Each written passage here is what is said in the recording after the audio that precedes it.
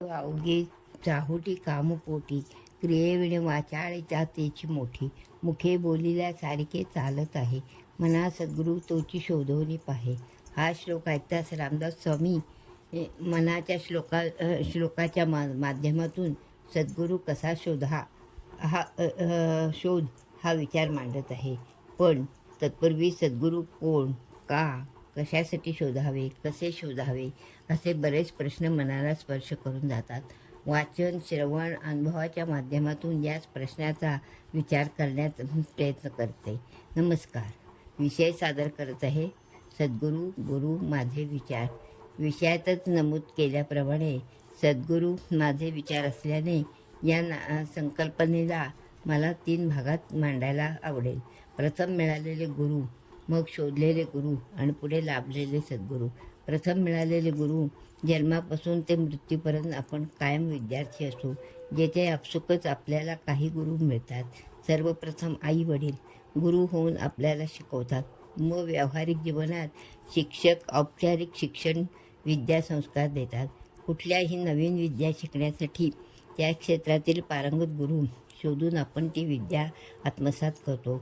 थोडक्यात व्यावहारिक जीवनासाठी लागणारी माहिती, कधी संस्कार तर कधी ज्ञानाची प्रेरणा करणे गुरु म्हणजे मिळालेले गुरु. हे गुरु आपल्या आयुष्यात येऊन त्यांच्या ज्ञानाच्या साहाय्याने विद्यादान करून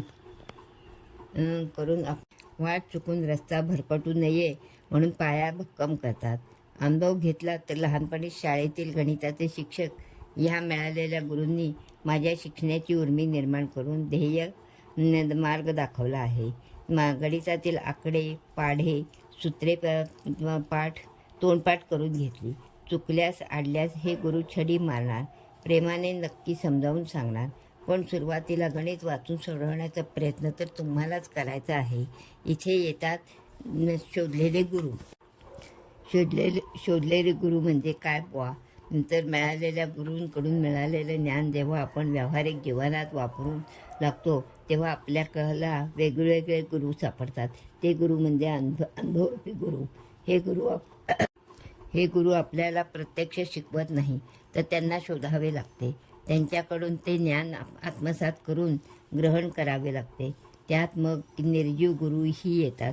नदी नेहमी वाहत राहायला शिकवते. पुस्तके सृष्टीचे ज्ञान देतात.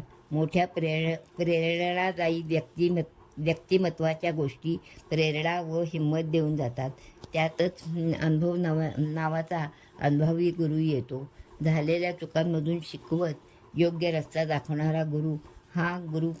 या गुरुकडून तुम्ही अप्रत्यक्षरित्या संस्कार, वागण्याची, आयुष्याकडे बघण्याची पद्धत शिकतात. कारण यात भावनांचा समावेश असतो. अनुभव घेतले तर शिक्षकांनी सांगितल्याप्रमाणे आता गणित सोडवले होते, पण पुन्हा चुकून तरी सराव केल्याने हे गणित कसे सोडवावे याचे नेमके गमक मनात बसते. एकदा कमी मार्क मिळाल्यावर शिक्षा झाल्यावर आता पुन्हा प्रयत्न करून ध्येय गाठायचे ही उर्मी अनुभव देऊ शकतात.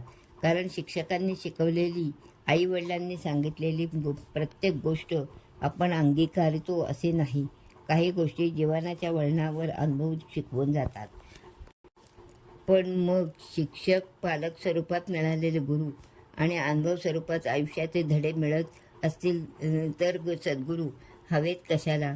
मला अध्यात्मातले फारसे ज्ञान नाही, तरीही मला सद्गुरू हवे का? आत्तापर्यंत मिळालेले शोधलेले गुरु होते, आता लाभलेले सद्गुरू का? असे बरेच प्रश्न तुम्हाला पडले असतील. आता गणित सोडवता येत, सूत्र, प्रमेय गणित वापरताना येत आहेत. पण आयुष्याच्या गणित उलगडण्यासाठी शिकलेल्या गोष्टीचा वापर कसा करायचा यासाठी लाभायला हवा तो सद्गुरू. गुरु अनेक चांगल्या प्रकारच्या विद्या शिकवतात, पण जीवन जगण्यासाठी चांगला आणि योग्य मार्ग हा सद्गुरू दाखवतो. स्वामी विवेकानंदांनी यांची प्रगल्भ बुद्धिमत्ता होती, पण तिला दिशा दिली रामकृष्ण परमहंस यांनी शिवाजी महाराजांना नक्कीच नेतृत्व कौशल्य, युद्ध कौशल्य अवगत होती, पण स्वराज्याचे स्वप्न रामदास स्वामींनी दाखवले. म्हणजेच काय, सद्गुरू नुसतं विद्यादान करून थांबत नाही, पण योग्य रीतीने विद्यार्जनाची पद्धत शिकवून त्यांच्या आयुष्यात योग्य उपयोग करायला शिकवते. म्हणून सद्गुरू लाभावा लागतो. या सद्गुरूंची प्रचिती ही लाभावी लागते. अनुभव म्हणजे शिवानी भजनी मंडळाच्या लाभलेल्या सद्गुरू ओम अदिती आयुष्यातील अडचणींना सामोरे जाण्यासाठी भगवंताचा मार्ग दाखवून आम्हाला मार्गदर्शन केले.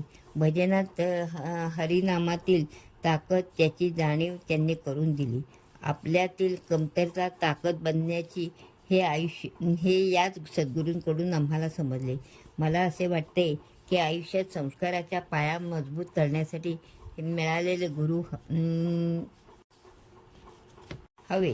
प्रत्यक्ष जीवनातील धडे मिळण्यासाठी शोधलेले गुरु हवे आणि ती संवेदना, ज्ञान योग्य मार्गाने वापरण्यासाठी लाभलेले सद्गुरू हेही हवेच. ओम अदिती. धन्यवाद.